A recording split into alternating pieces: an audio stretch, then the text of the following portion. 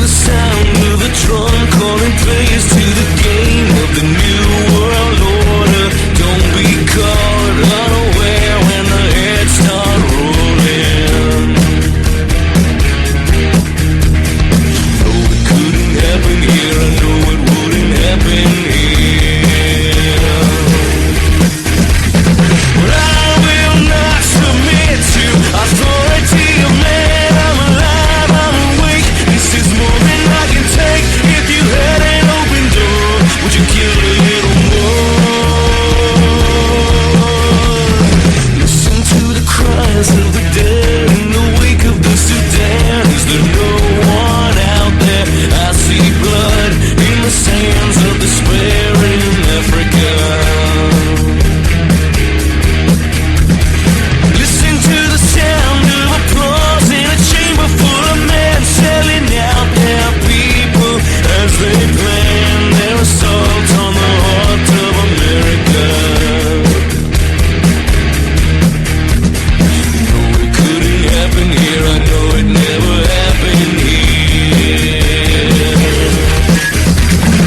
I will not submit to authority of man. I'm alive, I'm awake. This is more than I can take.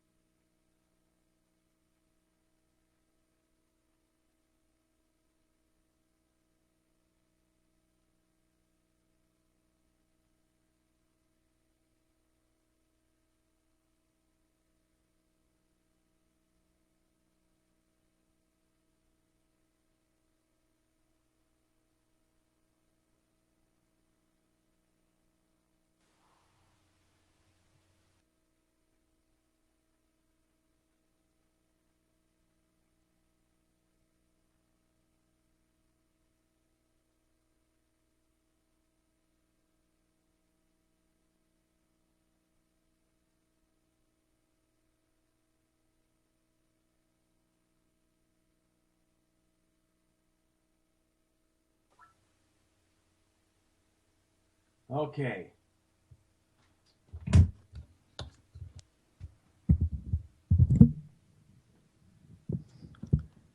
Okay, a little rookie mistake to start the show up tonight. Let me know out there in chat if you can hear me.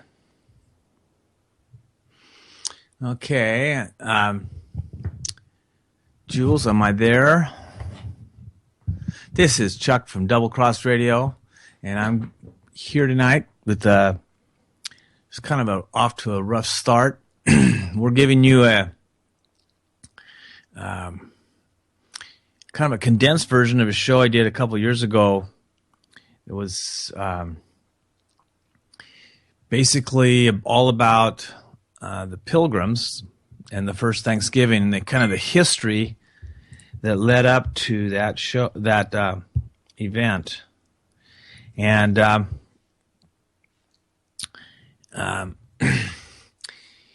you know, there's a lot of things that are said and taught about that first event. Excuse me a second, I got to turn off a light. It's bothering me.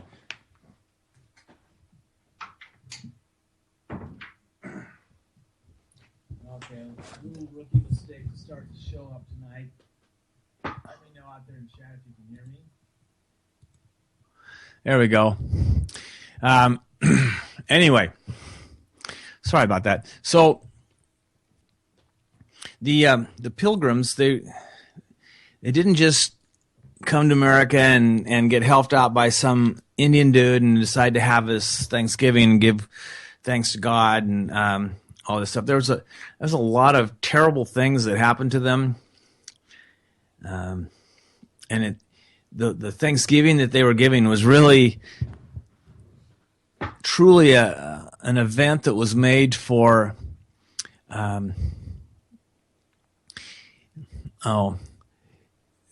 this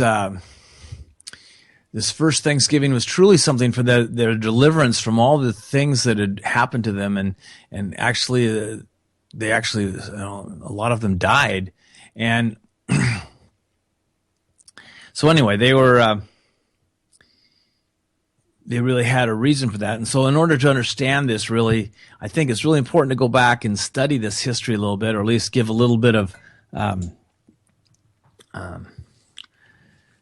also just learn a little bit about some of the stuff they went through. And I think there's a lot of stuff that they went through that is very applicable to the trials and tribulations that we face in our everyday lives.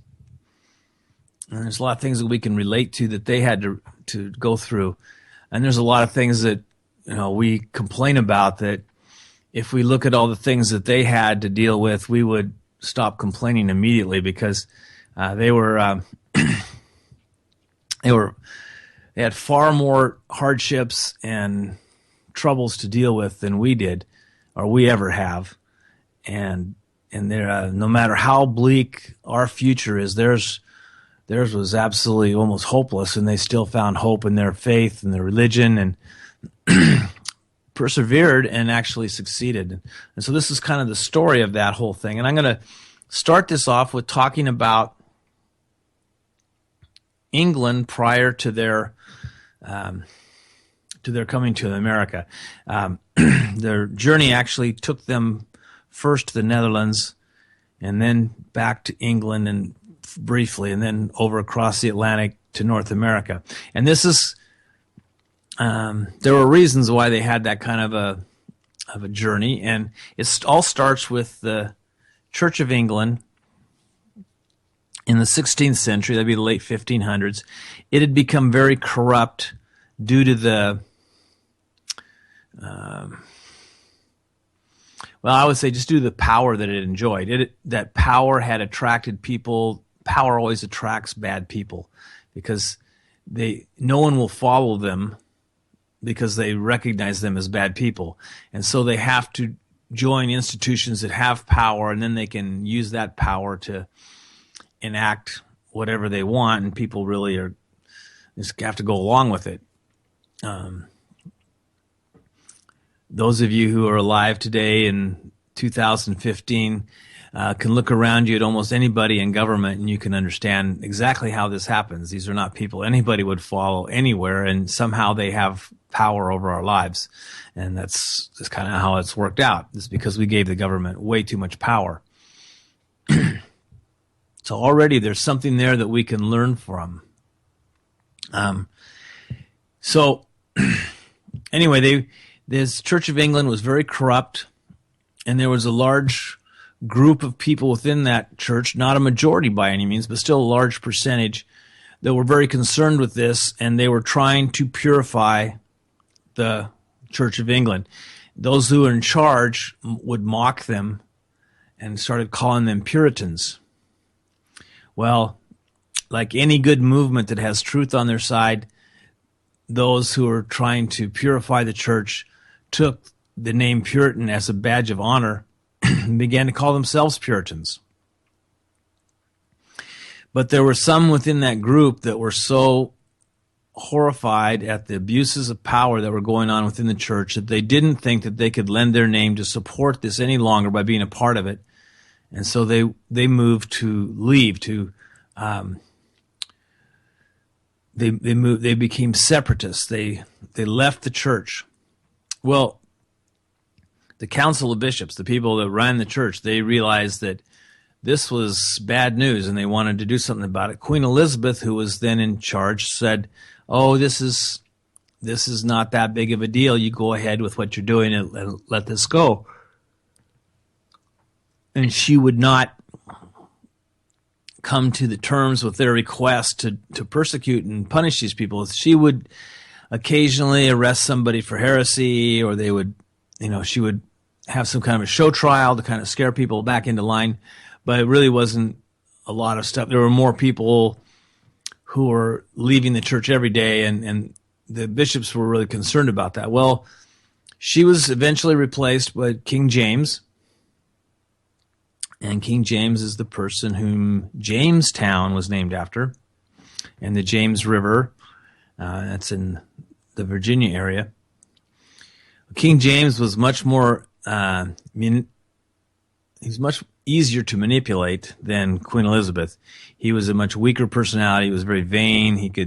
You could just kind of convince him that he was such a genius to want to do this, and he would think, oh yeah, I want to be that genius that this person, I want this person to think I'm a genius, I'm going to do that. And then he'll think, he doesn't know that I wasn't going to do this, but now I'm going to do this. He'll think I was going to do this all along. He was kind of a simple mind put in power, and he was easily maneuvered by the bishops to do whatever they wanted him to do.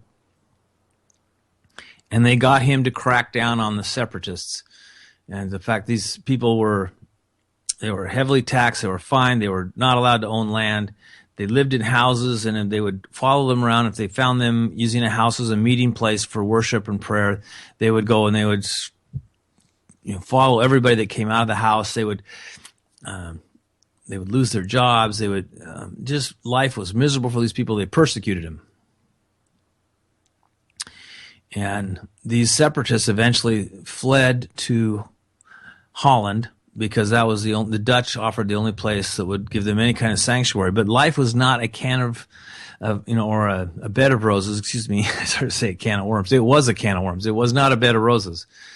Life in Holland was not any better, and maybe was a little harder than it was in England.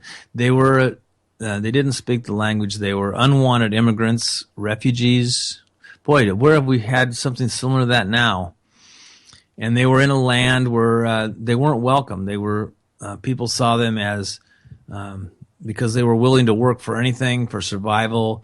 People saw them as lowering the wage standard for other people. So they had, even common laborers felt a lot of,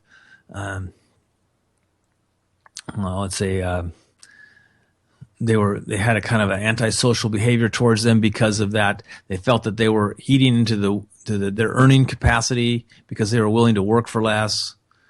Other people felt that they were using resources that would make the rest of the society better off, and they would leave. And so they didn't have a lot of help, respect, understanding, love, or any kind of anything that you'd expect from the people who resided there. They were pretty much unwelcome guests.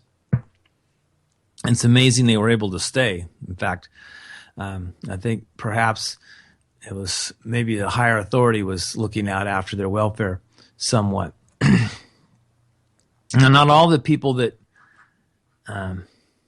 disagreed with the church left the church. Some of them stayed. And they kept that name Puritans. The separatists who left, they were initially called just Separatists, or they were named as Leydenites after, because they were followers of Leyden, who had kind of led them to Holland. And anyway, they were there, and they knew that was not going to be a permanent place to reside. This is a place they weren't really wanted. There's no future there. They would never be more than just, basically housekeepers and manual laborers, and they would never own land. They would never, they'd had little to leave to their families, their sons and daughters. So there really was no future there. And at this time, there was beginning to be some action going on with regards to the New World. A colony had been established in Jamestown. Now, that colony wasn't doing very well. 90%, 9 out of 10 people who went there died within a year or two. still hundreds of people continued to pour in, and hundreds of people continued to die. And this was not a good time for the people in Jamestown. I believe one of my direct descendant of one of the people who arrived on the second boat to Jamestown, and somehow he managed to survive. And that was on my grandfather's side of the family. And that guy must have been just one lucky dude. This was not an easy place, but still news of that it reached the separatists in Holland, and they decided in their congressional meetings that they would have for their congregation. I said congregational meetings is what I meant to say. Excuse me, not congressional. And they decided that they would start to look into this, and that the New World had lots of opportunity, and it wasn't just, Jamestown might be a bad place, but there are other places in the New World. They considered South America. There were places where gold was been discovered. However, they were a little bit leery of going somewhere where the Spanish had influence, because the Spanish had wiped out a couple of early colonies because they wanted that land for themselves. So they were thinking it might be better to stay in areas that England had control and voice, whatever. And so Vince in chat says the separatists, when they were in Holland, were known as the Black Dutch. And that's probably true. And he had a 17th century pioneer that landed in Virginia, probably at Jamestown. That was still a good harbor area, but it was not a good place to live. The soil wasn't very rich in minerals and nutrients, so it couldn't grow crops that you could live on. Once they moved inland a little bit, they started to prosper. So his relative arrived in the 1680s, and things were quite a bit better by then, but by no means easy. Well, the separatists up in Holland, they finally resolved that they would try and petition one of the companies that was financing these outposts in the New World, and see if they could become part of their organization. The first company that they approached was the one that had invested in Jamestown, and because so many people had died at Jamestown, that company was on, they were just about ready to go bankrupt. They turned down their request. By the way, I have here a copy of their letter. Let me see if I can read that to you. It's their letter asking to be sponsored. Oh, it's okay. This is just a portion of it. They listed the reasons why they felt that the Virginia company should sponsor them. We verily believe and trust the Lord is with us, unto whom and whose service we have given ourselves in many trials, and that he will graciously prosper our endeavors according to the simplicity of our hearts therein. We are well weaned from the delicate milk of our mother country, and inured to the difficulties of a strange and hard land, which yet in a great part we have by patience overcome. The people are, for the body of them, industrious and frugal, we think we may safely say, as any company of people in the world. We are knit together as a body in a most strict and sacred bond, and in covenant of the Lord, of the volition whereof we make great conscience, and by virtue whereof we do hold ourselves straitly tied to all care of each other's good, and of the whole by every one so mutually. Lastly, it is not with us as with other men, whom small things can discourage, or small discontentments cause to wish themselves at home again. So, remember that the words of that letter here as I start to tell you all the things that happened to these people, and you'll understand that they didn't just talk the talk, they walked the walk. So anyway, they figured out how much it was going to cost to go, and they finally found some agents that would sponsor their trip. but financially things weren't penciling out. They were getting more and more reports about what was going on in Jamestown. They read, this isn't as profitable as we thought. So instead of signing them up for the usual 7-year indentured servitude to repay the debt of what it cost to send them there, they upped the cost. They had to have a higher down payment, and the separatists refused because they didn't have it. But they had part of it, so they sold their reserve foods that they had built up this huge supply of food to take with them to get them through this first winter, because they knew they were going over in the autumn, the fall. There'd be winter soon, and they would need food before they would get crops in the ground and be able to start living off the land, so to speak. But they sold most of their reserves. In the form, there was butter that they sold, and now they were able to come up with part of the money that they required. And then they offered to extend their servitude, their indentured servitude, indefinitely until their debt had been repaid with interest. And so their investors decided to go ahead and take them up on this, and they signed them to this contract. Now, not everybody in the congregation understood this. This was something that their agent that they had sent had done on their behalf. So a few of them, to most of them, in fact, it was kind of news when this finally became apparent, but it was too late. This man had their kind of a power of attorney type of thing, and so they were bound by this agreement.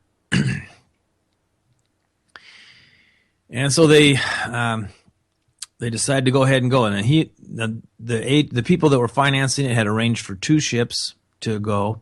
One of them was a large 90-ton ship, which I'm sure all of you recognize. This name was named the Mayflower. And the other was a much smaller vessel. It was called the Windrift or Spindrift. What was it called? I think it was Speedwell.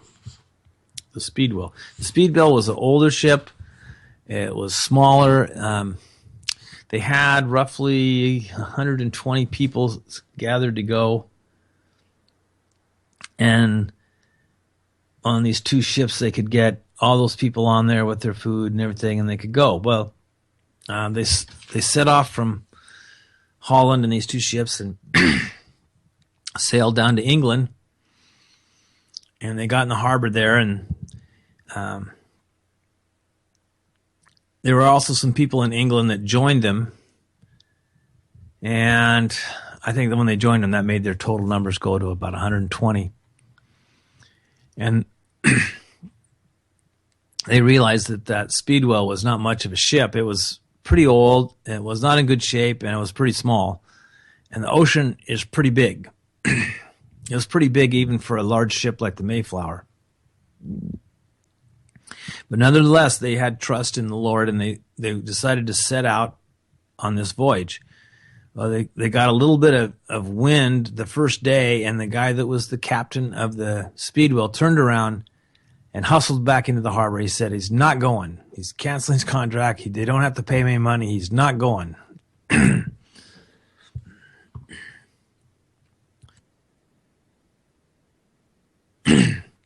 So you can imagine that they were a little disappointed. Now, they still had the Mayflower, which was a sound and sturdy ship, but it couldn't carry everybody. So they actually split up families. They left children with relatives, sometimes husbands and wives. For the most part, they stayed together, but they would leave their children behind. And they set off across the Atlantic Ocean in the Mayflower, a group of about 80 people. I think it was 80 exactly. Maybe it was 90. Whatever it was, they set off across. I should have looked that up. I'm doing a lot of this from memory from doing it 2 years ago. Anyway, they're going across the Atlantic, and this is a journey that takes about 2 months. And the area in this ship where they were given to stay during that time was about the size of a volleyball court. You guys have all maybe you've seen a volleyball game on the Olympics when they've been on TV, or you've gone to a high school volleyball game. Volleyball court is not very big. It's so small it can fit inside half of a basketball court easily. with room on the sides for people to stand and watch. So a volleyball court it's kind of small for that many people. In other words, they were pretty much shoulder to shoulder, sitting in chairs in an area where they had to eat, drink, go to bathroom, and because they were on rough seas, they'd get seasick, puke, and they were there for 2 months. So that and alone, it'd just about be all I could take. But these people apparently weren't, well, not all of them, but they were still resolved to continue on. But I wanted to know that this smell was so bad that one of the people down there, he just couldn't take it anymore. He had to get up on deck to get some fresh air. And he had the misfortune of stepping on deck just as the ship sank. It had just gone over the crest of this wave, and it just dropped down to the bottom of the wave. So it dropped maybe 20 feet or so, just like bam. And this guy is kind of left in free fall, and he ended up falling in the ocean just outside the ship. But at the same time, another wave had turned the ship kind of on its side, and one of the lines snaked out from the ship, and it wrapped around his arm as he was thrashing in the water. Now, the U.S. Navy says someone thrown into the North Atlantic in just their clothing has about 4 minutes to live before that's it. The exposure, they go into hypothermia, and their body shuts down, they die. Somehow, while he was thrashing in the first seconds that he was in the water, a line from the ship wrapped around his arm, and he was able to grab onto it and hang on. And somebody on board saw him, and they pulled him back up on board before he got to the point where he died. Now, when they got him back on board, he was literally blue. He survived. He was sick for a few days, but he survived. In fact, none of these separatists, which were now calling themselves pilgrims because they were on a pilgrimage to a new land to establish a land for God, and so they were considered themselves pilgrims. But none of those people perished in this voyage. They all survived. The only person to die in this whole voyage was one of the crewmen who had spent the first part of the voyage just hurling insults at them daily and taunting them and telling them how they were just the sorriest sack of whatever that he'd ever seen, and he couldn't wait until he sewed them up in a sailcloth and fed them to the fish. And one day he got mysteriously ill, had a high fever, died. And within 24 hours he was dead, and he was the only casualty on this whole journey. And just kind of how it goes. Just a lesson to be learned here is you don't want to be taunting the pilgrims. They seem to have a higher power protecting them. Well, this storm that they were in that had caused all this problem had blown them way north of their intended target, which was kind of the area, maybe just a little bit south or around the Jamestown area somewhere. And they had been blown far north. They weren't sure exactly where they were, but in about the right amount of time, as they expected, they actually said land ho. They had spotted land, and they sailed into kind of a nice little harbor, which they named Plymouth. And they didn't name it Plymouth after anything that you would think of. They named it Plymouth because that's the harbor they sailed out of when they left England. And so this was Plymouth. And the rock that they first stepped foot on the shores of North America, they named Plymouth Rock, and it wasn't much of a rock. I've been there. It's not much. But it's the first place, you're in a rowboat, you're coming off of you've rowed from the ship to shore, and that's where you'd stop, and you can't go any further. You'll wreck the rowboat, so you have to get out on this rock. And they did. And they landed and they scouted the area and they came back to the ship, and they were so excited because it had been cleared. They could plant crops there already. There was It appeared to be abandoned. There didn't be anybody around there. It had 4 streams that were feeding. They're running through this area, and all of them had water that was so incredibly delicious. They just drank as much as they could after drinking the water. They'd been on board ship. This was just so pure and wonderful. In fact, they didn't really drink the water on board. They drank beer because they couldn't keep the water purified, but the alcohol in beer would keep bacteria and things from growing. So that was actually a healthier alternative than the just drinking water, which would grow all sorts of bacteria and parasites and everything else in there. So they thought that this fresh water they'd found was so delicious. That was probably the one thing that had them most excited. And there was one problem when they returned. William Bradford, who was at this time he was still just a clergyman in this. He was not the leader or anything, but his wife had mysteriously fallen overboard and drowned. William Bradford himself never wrote about that in any of his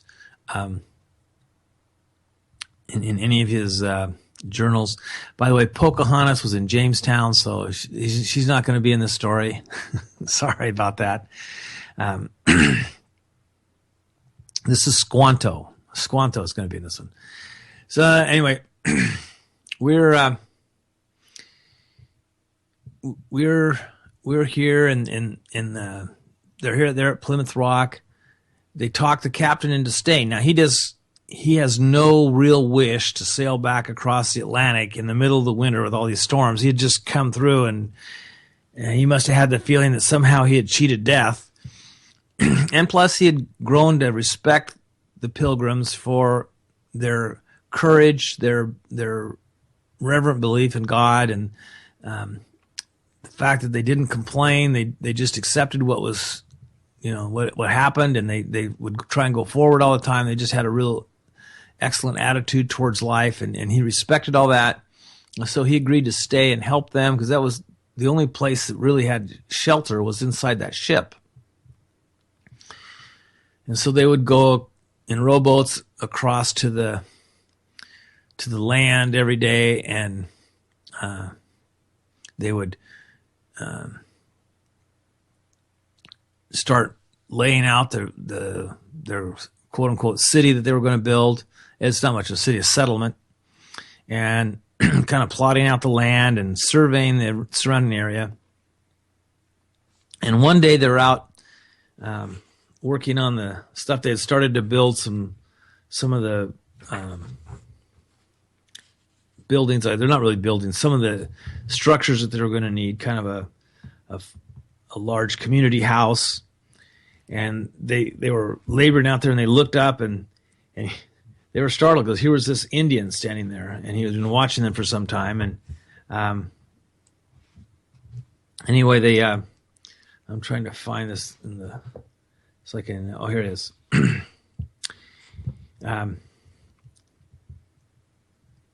So anyway, they were gathered in the common house to conclude their conference on military instruction, and the cry went up, "Indian coming." Indian coming? Surely he meant Indians coming.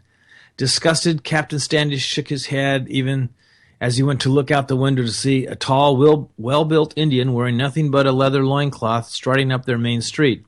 He was headed straight for the common house, and the men inside hurried to the door before he walked right in on them. He stopped and stood motionlessly, looking at them as though sculpted in marble. Only the March wind broke the silence. "Welcome," he suddenly boomed in a deep, resonating voice. The Pilgrims were too startled to speak. At length they replied with as much gravity as they could muster, "Welcome." Their visitor fixed them with a piercing stare. "Have you got any beer?" he asked them in flawless English. If they were surprised before, they were astounded now. "Beer?" one of them managed. The Indian nodded. The Pilgrims looked at one another and then turned back to him. "Our beer is gone. Would you like some brandy?" Again the Indian nodded. They brought him brandy and a biscuit, with butter and the cheese, and then some pudding, piece of roast duck. To their continuing amazement, he ate with evident relish everything set before him. Where had he developed such an appetite for English food? How, in fact, had he come to speak English? For that matter, who was he? What was he doing here? But they would have to wait, for obviously he did not intend to talk until he'd finished his eating. Now, finally, the time for answering questions came. His name was Samoset. He was a Sagamore, or chief of the Algonquins. From what is now Permaquid Point in Maine, he had been visiting in these parts for the past 8 months, having begged to ride down the coast with Captain Thomas Dermer, an English sea captain who was known to the Pilgrims by reputation.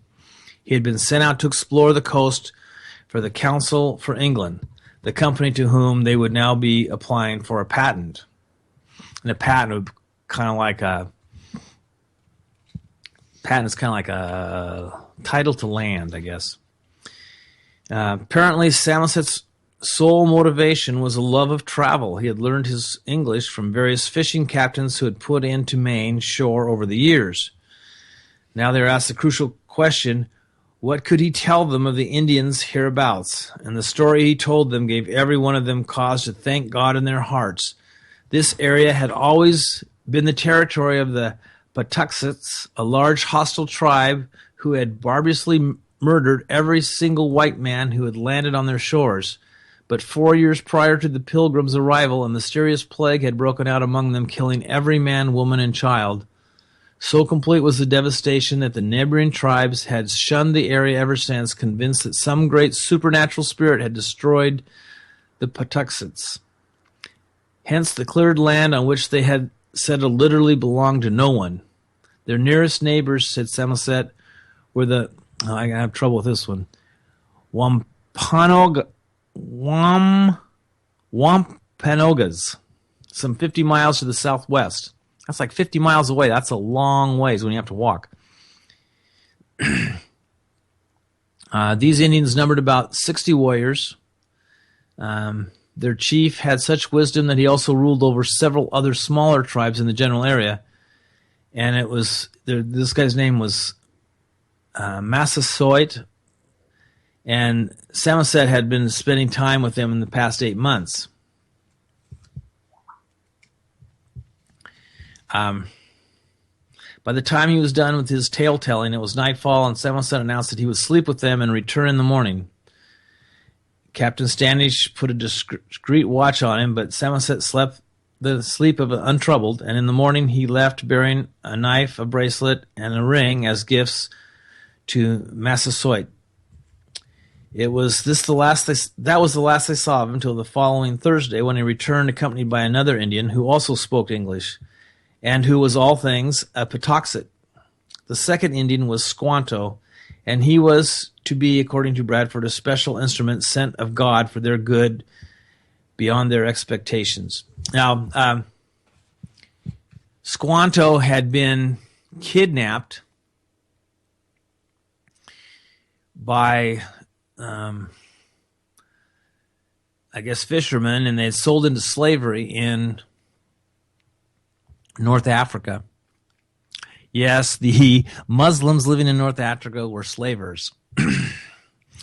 And he had been purchased by some Jesuits in Spain, and later ended up living with an English lord in England, and was kind of granted his freedom after a while, and he got back on a ship and traveled back to his homeland where he had lived, only to find that every single person in his tribe had died of this mysterious plague that had come by.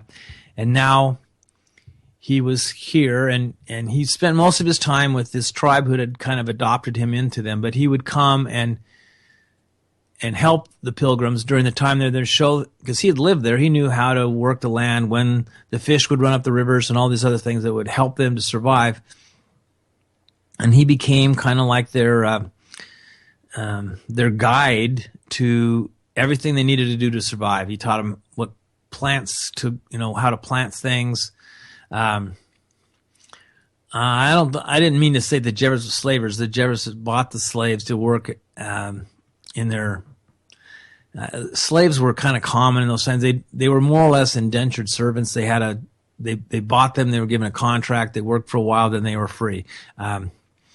Some of them, it was a lifetime contract. It depended on the society and the culture, but it wasn't the same as, it was kind of considered normal, which was abysmal and horrendous, but that's how it was. So anyway, Squanto kind of adopted all these pilgrims as his children or whatever, and he began to help them. Now that was not the end of their troubles. That was the beginning of their troubles.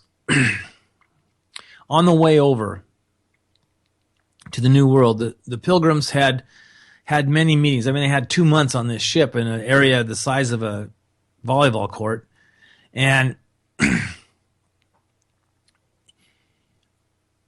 in this time they talked about how they were going to govern themselves. I mean, they were going to be there, and nobody was really going to be in charge of them. They were bound. They had to produce a certain amount of income for the people that had financed the trip, and they were in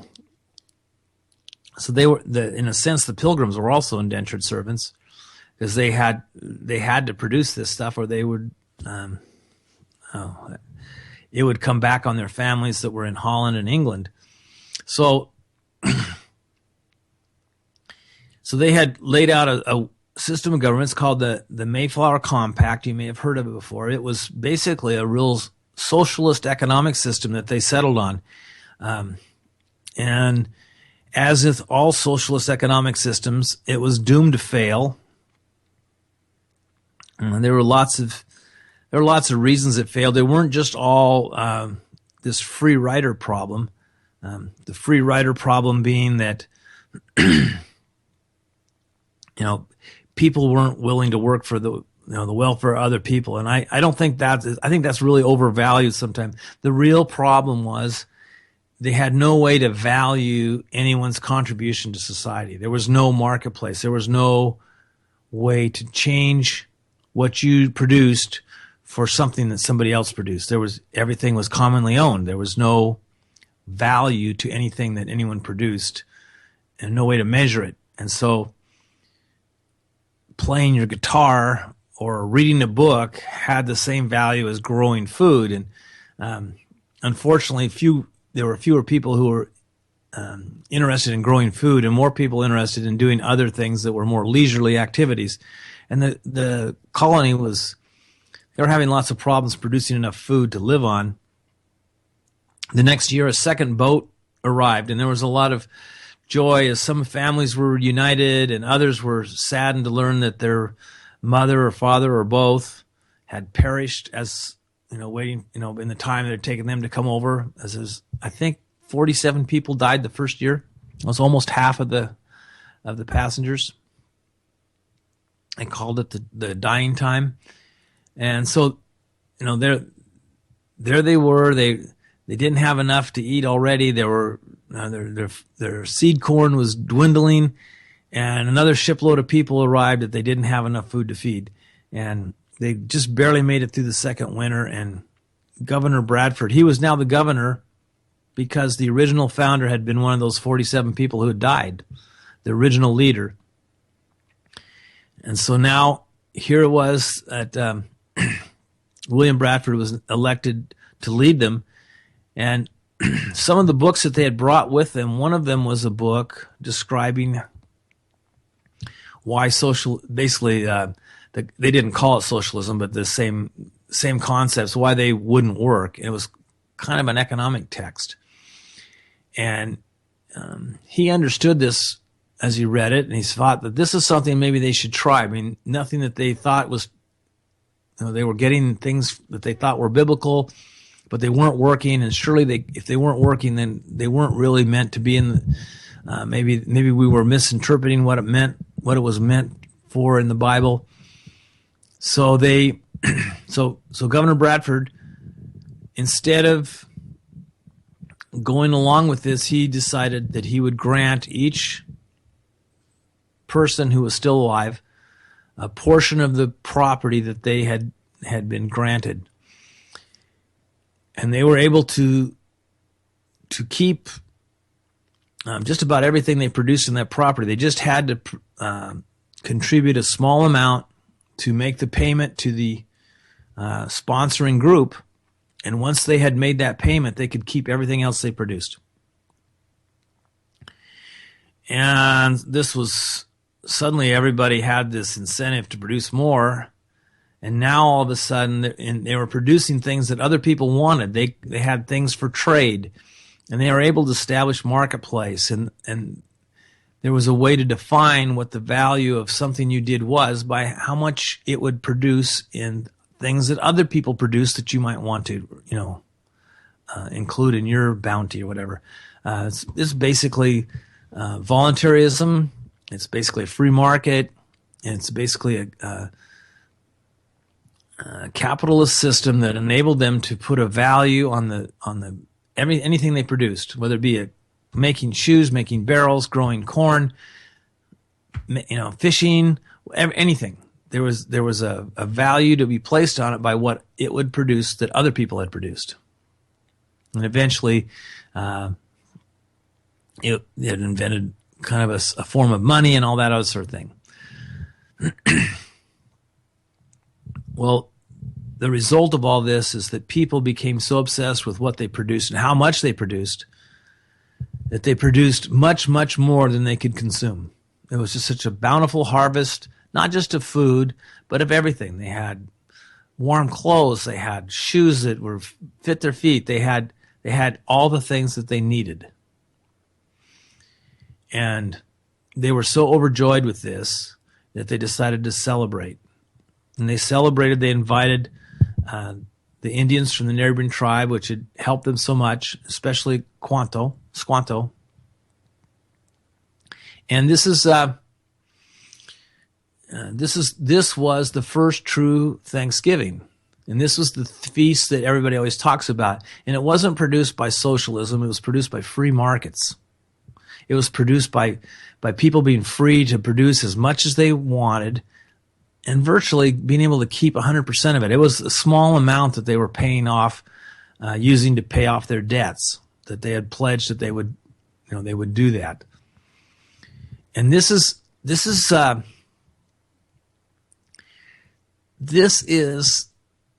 history, and this is what we need to learn from history, is that in a society where you're using force, or even, the force that they had was pretty tame. It was just you either did it or you were shunned and you were outcast from the society. That's still kind of a force. It's a passive aggressive force if you want. But they were using force to take what other people produced and use it for the common good, quote unquote. Well, nobody wants to contribute to anything that they don't really directly benefit from. There's no motivation. But it's also, and this was more of a key thing that most people forget or they don't notice, they don't understand, there was no way to measure. I mean, they thought they were doing something that was really valuable because it was interesting to them to read this book. The fact that nobody else would benefit from it and what they were producing by reading this book didn't give anybody anything that they wanted to give them for reading this book. That didn't occur to them. And that's because this whatever activities they were doing, they had no way to measure the worth and the value of those activities. But once they had the freedom to produce whatever they wanted, the people that were reading books all the time were going hungry. And they decided, hey, this isn't a very useful way to spend my time. And they used just the marketplace to decide what they could do to get the things they needed to not be so hungry all the time. And this same thing has been repeated time after time after time through history. When the communists took over Russia in 1917, what was it, 19? Well, whatever it was. I think it was before World War I, but maybe it was 1917. Whatever it was. Their crops failed almost immediately because they took money. They said money was evil, and they took money out of the system. There was no way for anybody to measure the worth of what they were doing because nothing had any value. Everything belonged to the state. Everything was commonly owned. And they were doing the same thing the Pilgrims had done. The people that lived in the cities were starving to death, and the communists had to do something about it. And so they went out and they stole the food that the farmers produced. And the farmers were then starving to death. And then there was nobody to produce more food. And it was just the whole thing was collapsing. So they just ditched communism and they started out more of a kind of, it was a fascist socialist combine that they did to make their government work. And they crudely copied the price structures that were being used in Europe at the time to get some kind of a pricing system, and they would be able to figure out how to allocate resources and what was more valuable than this and that, and they could allocate the resources, the most useful and most valuable ends, by kind of trying to copy what they were doing in Europe. Well, it wasn't really that effective or that efficient, but it was so much better than what they're doing before. It allowed them to exist for almost 80 years before it finally fell apart. And this is a end to their society that didn't need to happen. They could have availed what happened to the Pilgrims. That's a story that everybody could learn from. It happened again. The Russians didn't study history. They were doomed to repeat the failures of the previous people. There are many, many, many societies that have had similar ends by trying to do things which sound noble and the way that people should live in peace by helping their fellow man. And I tell you, I agree with that statement. People should try to help their fellow man. That is a noble calling, but you shouldn't force people to do it. That's when it turns ugly. When people are able to produce more than they need, they are very willing to share some of their success, some of their prosperity with other people. And that's just a truth. The most generous people on earth in the 20th century were from the freest countries in the world, mainly the United States. Hurricane would hit somewhere, aid would just flood there from the United States. Well, the United States has been turned into a socialist hellhole, and now when there's a disaster somewhere, we're kind of stingy with how things get out there compared to where we used to be. We still maybe send more, but there's been a couple times where some of the Scandinavian countries kind of don't have huge populations, but they were able to. They're like maybe a fraction of what lives in the United States, but they sent a much greater share of their prosperity than our quote unquote prosperity. And I think that's partly due in part to all the wealth that's been stolen by the banking elites and things like this, that there really wasn't as much here as we think there is. We've really lost a lot of the prosperity that used to exist here in this country. When I was a child, it was much more prosperous than it is today. Yet, at the same time, here we are with things that I couldn't even dream of when I was a child. We have you can stick a phone in your pocket and walk across town and talk to people all around the world. You can Skype and have video phone calls with people all around the world. You can they now have cars that fly in the air, although I doubt any of those will ever be approved for anybody use, because heck, then they wouldn't be able to collect taxes for all those roads.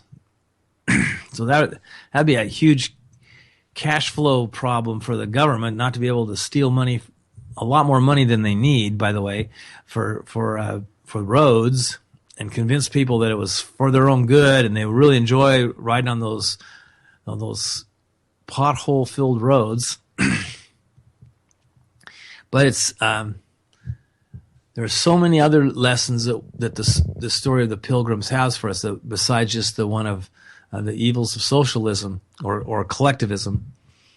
And one was that the Puritans, the people who stayed inside the church and tried to reform it from within, those people failed. And in fact, they failed so miserably that the corrupt church ended up corrupting them. And when they arrived in the New World, they were the source of the Salem witch trials, and they had adopted all these horrible, perverted ways that the corrupt church had evolved into, and they had not done any reforming that did anything. They had just gradually taken power, and that same power that the church had corrupted them thoroughly.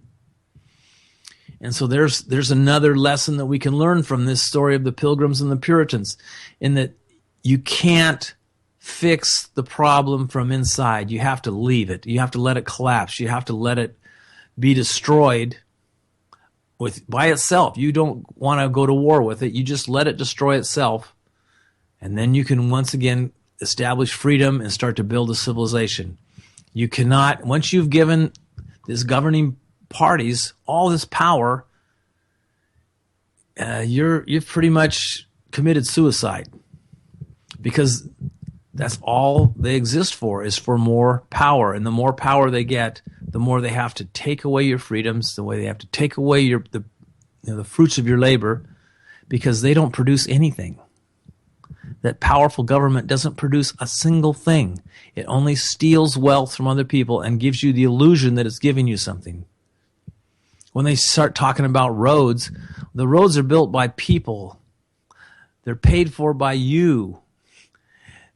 All the government does is claim credit. They say they're keeping us safe from terrorism. Well, they have. How many terrorists have they arrested in this country? I think the main terrorists work for the CIA and the FBI. It seems like they're the only ones that, and they just run out some people and commit a false flag every once in a while, get people hopped up on drugs and get them to go out there and convince them that they're so delusional. They get them to commit these horrific acts, and then they use that as an excuse to clamp down on all of our freedoms. That's just, and people just seem to say, oh yeah, that's a good idea. I want everybody spying on me 24/7. But what we end up with is people like the Hammond family out in Eastern Oregon, and you guys need to all look this up and research the story of what's happening to these people. They have out in just the middle of nowhere. They have grasslands where they graze their cattle, and from time to time the insect problem becomes kind of a big problem. So they'll start a fire and they'll burn a lot of the grassland because when they're done grazing their cattle on it, because it gets rid of the insects. Well, the BLM didn't think that was a good idea, and so they labeled them terrorists, and they arrested them on provisions of the Patriot Act, the Patriot Act that was put into place within 48 hours of 9/11. They already had that thing written. They were just waiting for this false flag thing that didn't really happen the way they said it happened, so they could clamp down and start to arrest people living in this society that didn't behave exactly the way they wanted us to. Those fires they were setting on those rangelands didn't hurt anything. There was no victim. It didn't destroy the environment. It didn't do anything except get rid of a bunch of insects that were eating all the grass before their cattle could. And these guys are facing, there's a 77-year-old man that's facing a 20-year prison term. And this is what happens when you give people ultimate power. It's the same as the Puritans and the Pilgrims. There's a lot of history to learn in this story. I've just given you kind of a rough outline of it. It's really an interesting story. And I got most of my information in this book, The Light and the Glory by Peter Marshall and David Manuel. It's a great book. It's very interesting to read. I think all of you would enjoy it very much. It doesn't take long to read. It's so easy to read. Music's starting. I'm out of here. Thank you, Jules, for this opportunity. You guys, if you miss it this year, you can hear it next year on Thanksgiving. So like half an hour. Great story. Great history. See y'all next week. Talk to you then. Bye-bye.